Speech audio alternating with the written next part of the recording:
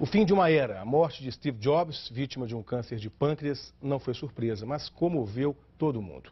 Mente criativa, Jobs era um gênio, no sentido literal da palavra. Revolucionou a tecnologia sem abrir mão da estética. Computadores, música, telefonia celular, tinha o toque de Midas.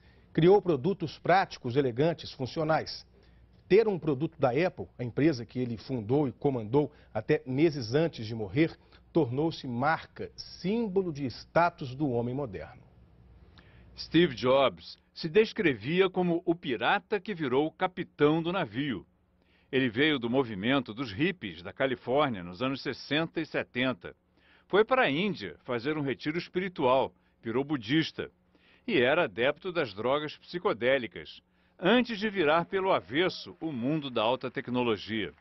Ao lado do amigo Steve Wozniak, criou o primeiro computador pessoal na época em que a computação era feita em máquinas gigantescas, restritas a grandes empresas, universidades e órgãos governamentais. Foi o início de uma revolução cultural, o nascimento da era digital.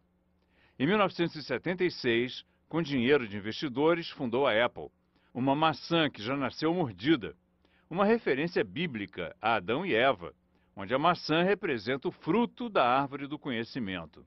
Steve Jobs tinha apenas 20 anos. Ao convidar para a direção da empresa o executivo de um grande fabricante de refrigerantes, disse: "Você quer vender água com açúcar para o resto da vida ou você quer vir comigo e mudar o mundo?" Uma frase que mostra a personalidade de Steve Jobs, visionário, criativo, desafiador. E assim a Apple foi crescendo e inovando. Em 84 veio o Macintosh, que aliás é um tipo de maçã.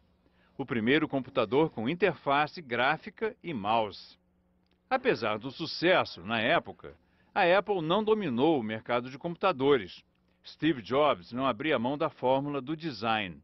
Ele queria ter o controle sobre toda a produção, e isso custava caro. Os produtos tinham que ser feitos aqui nos Estados Unidos. E a ousadia do jovem visionário foi demais para o mundo dos negócios. Um golpe interno afastou Jobs da empresa. Longe da Apple, ele fundou outra companhia, a Pixar, produzindo alguns dos melhores filmes de animação já feitos, a começar por Toy Story. A Pixar acabou comprada pela Disney, onde Jobs se tornou o maior acionista. Em 96, depois de 11 anos de exílio, Jobs voltou à empresa que fundou. A Apple estava à beira da falência, mas aos poucos, com o lançamento de produtos inovadores, como o iPod, o iPhone e o iPad, a Apple foi conquistando o mercado até se tornar, este ano, a empresa de maior valor de mercado dos Estados Unidos. 300 milhões de iPods foram vendidos em 10 anos, 128 milhões de iPhones desde 2007, 29 milhões de iPads nos primeiros 15 meses. Steve Jobs era um perfeccionista que exigia funcionalidade casada com elegância e bom gosto.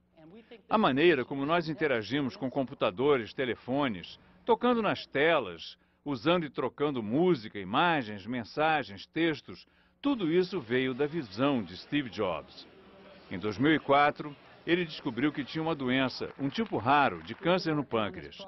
Em 2005, falou sobre isso publicamente, num famoso discurso para os alunos da Universidade de Stanford. Lembrar que vou estar morto é a mais importante ferramenta que eu já encontrei para me ajudar a fazer as grandes escolhas na vida. O inventor da era digital deixa uma mensagem fundamental sobre a transitoriedade da existência, nas palavras de Steve Jobs aos jovens. A morte é a melhor invenção da vida, é o agente da mudança, é o que afasta o velho para dar lugar ao novo. Lembrar que você vai morrer é a melhor maneira de evitar a armadilha de pensar que você tem algo a perder. Seu tempo é limitado. Tenha a coragem de seguir o que o seu coração manda.